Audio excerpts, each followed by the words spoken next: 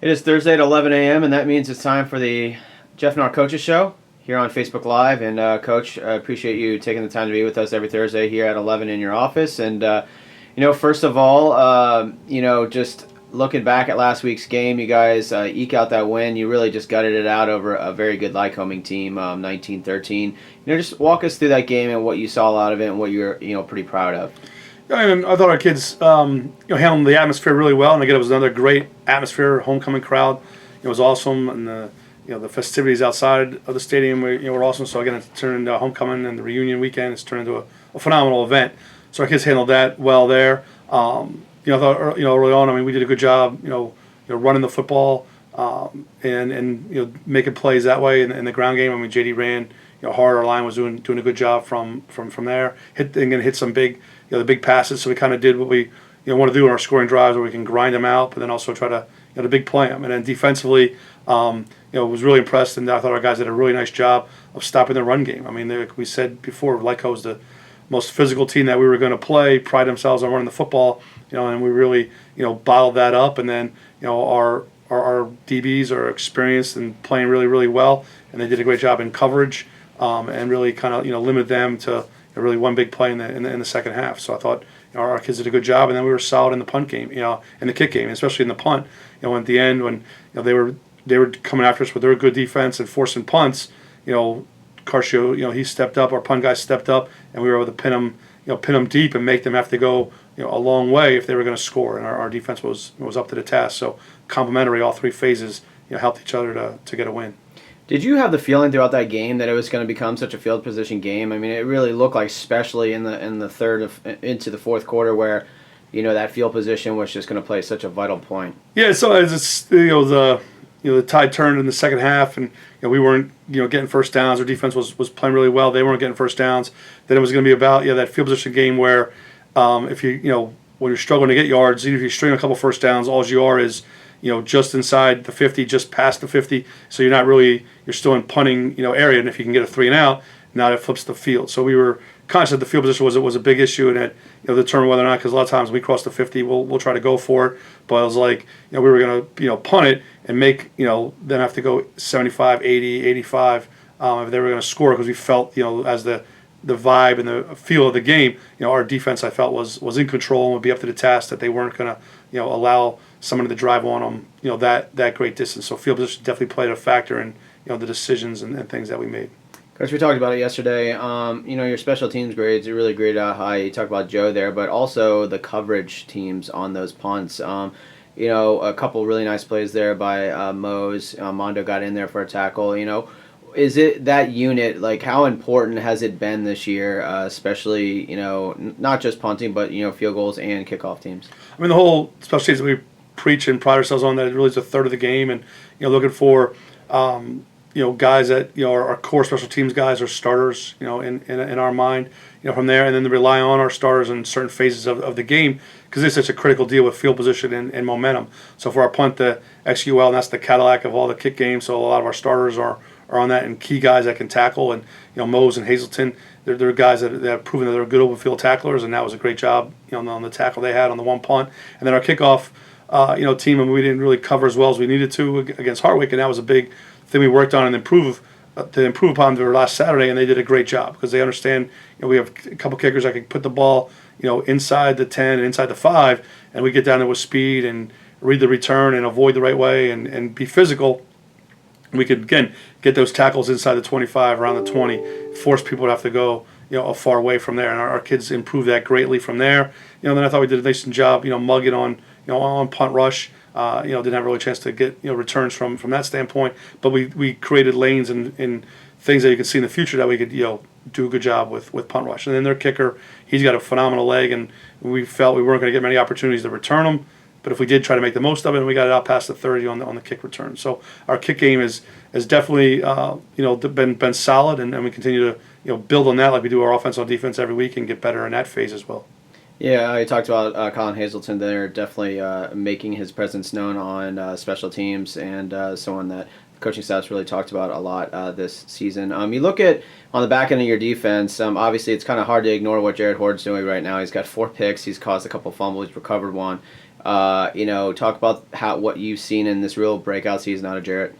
I mean, one, he's healthy. Last year he battled injuries and stuff, and it's his third year, playing back there. I mean, he's a single-digit guy, for a reason. I mean, one, he has a tremendous amount of care and loves football. Comes from a great, high school program at Old Forge. So you start to see when he's healthy, and then another year of development and your third year in the system, that experience, combined with the talent and the health, and he has a breakout, season. I mean, he's on point with everything. He's smart, so he knows our defense inside out, knows the coverages, knows the checks, and he's athletic. That he's played multiple positions for us. From there, he has the speed. He's played corner, and you have that kid, something like that, athleticism, playing bandit and being physical and stuff. And then, it's no surprise to us that he is making the plays that he has, and they're awesome. I mean, his pick on the deep ball was textbook.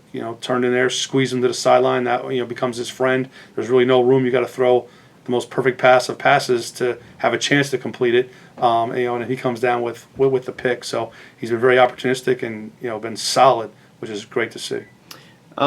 Eric Schultz from the Assistant's Voice couldn't join us today, but he did want me to ask you a question. You start 3-0 this season, and he's wondering, has it changed the attitude or expectations of this team, if at all? No, not really. I mean, because again, we just talked about kids that it's one game a week at a time, and you can enjoy that, enjoy the win, for one day, and then the focus has to turn on to the next. Otherwise, you get yourself in trouble that way, or you're not prepared the right way. You got to prepare, the same each and every week. To face the teams that we play, and then our kids understand. We've talked about it. Again, if you don't come to play in our conference against anyone, you're going to be in for a long afternoon from that standpoint. What it does gives is kids confidence. I mean, they earned the confidence as they go out there and they play well and perform well, and it starts they practice well. So there's an expectation they'll play well, and then they are. That gives them confidence that they can handle what the next opponent has from that deal. So our confidence is maybe at an all-time high than it has been at this point in times in past seasons. And then you use that confidence and the experience to build on as you prepare for the next team. But our expectations to change. We always talk about our kids just that championship climb and getting better every day. And then you turn at the end of the year and you look and see what you built. And right now they're off to building things the right way and a strong way. And that preparation has to continue this week for them to be successful this coming Saturday.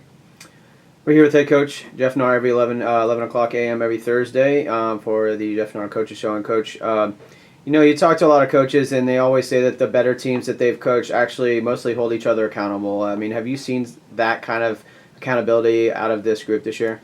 Yeah, we have. I mean, that's part of getting the kids to understand the right the single digit tough. Deal those kids have earned that right to be a single digit tough, and it's not just because of their play. It's the kind of person they are, the kind of teammate they are, the student they are, how they are on campus, and then we tell them with wearing that digit comes great responsibility. That one, they have to be doing everything right and be on point, and be willing to hold their teammates accountable. And then those guys are willing to do that. And then our young guys have come in, and to their credit, I mean they've been one of the best young groups as far as falling in line with that, communicating with their peers, with the coaches.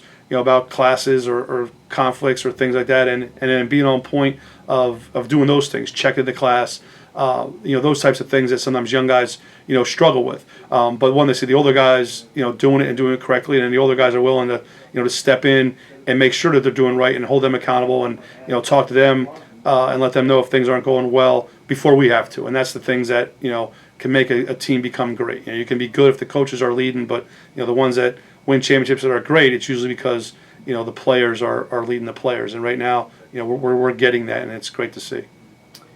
Coach, moving on to Misericordia, that local rivalry obviously with Miz, and seeing their improvement over last year into this year.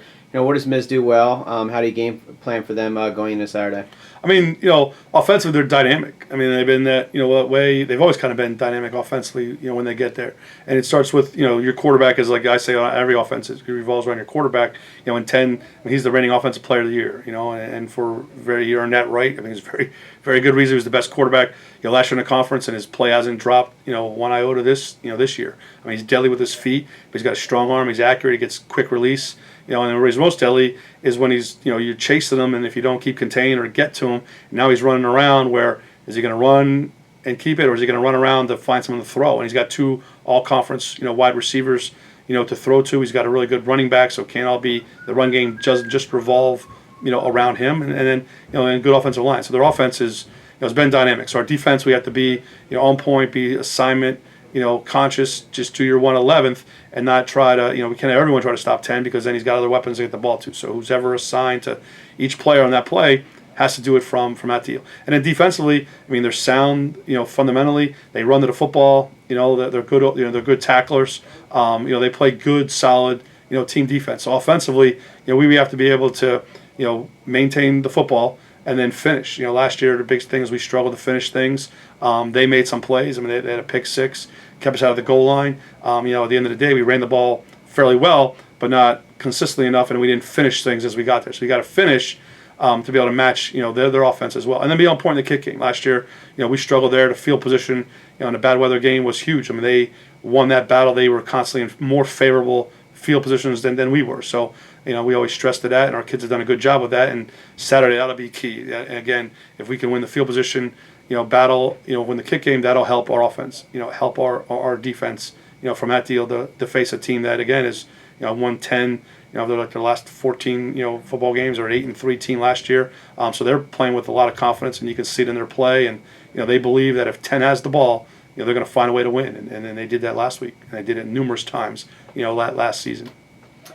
Coach, sometimes there are games that just seem like they're a little bit more important. Maybe the proximity with Misericordia rivalry has a little bit to do with it. It seemed like there's a little bit more by going into this game, maybe a little bit more knowing that you guys could be a 4-0, or maybe it's Misericordia's homecoming, or is there anything more like going into this game for you guys, or is it just kind of business as usual for you going into this week's game? It's a rivalry standpoint in that we've competed with them in other sports from there, so it's a rivalry because, again, it's local. So anytime you play a local team, you got that little bit more of the tradition rivalry deal. Obviously, the team down the streets, we play for a trophy there. But even the Lyco game, that's one of the longest traditions we've had. And this one being close, and other sports have been playing it. So it was great when they added football because that added, us to be able to participate, in that local rivalry. And then now, again, they're an 8-3 football team coming into this season with a lot back and then playing well. So our kids know that, if they want to get to where they want to go in the conference, it has to go through, Misericordia, who ended up, being a playoff team,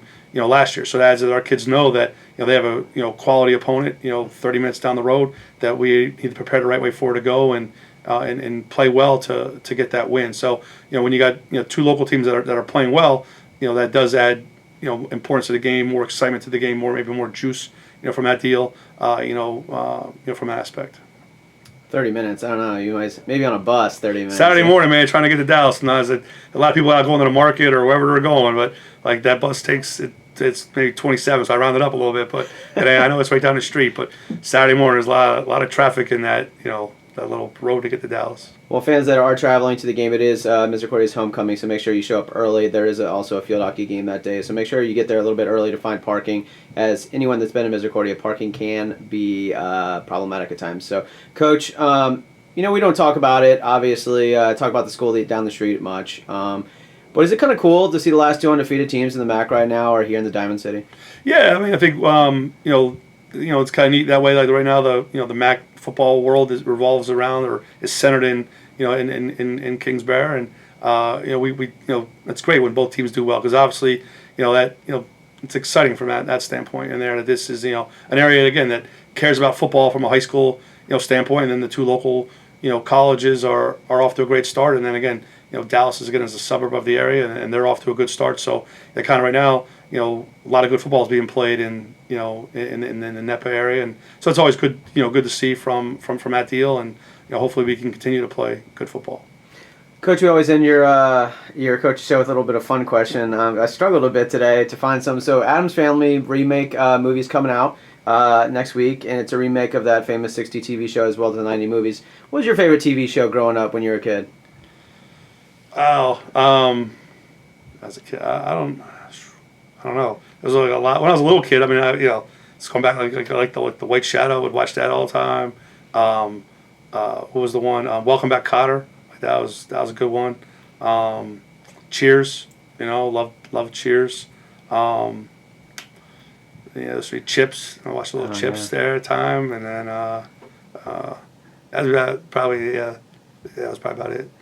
Well, kind of stumped you there a little bit, Coach. Yeah, I was like trying to come back in the day, from that deal. They're the ones, and then there was it Starsky and Hutch? Yeah, I was a little.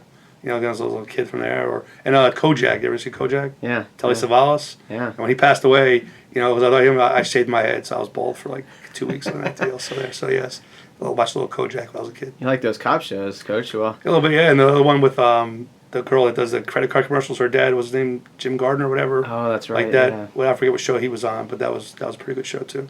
Well, Coach, we appreciate your time every Thursday at 11 a.m. Coach, having us up here to have you on Facebook Live, and thanks to those that tuned in today. And Coach, best of luck on Saturday up at Misericordia. All right, thanks for having me.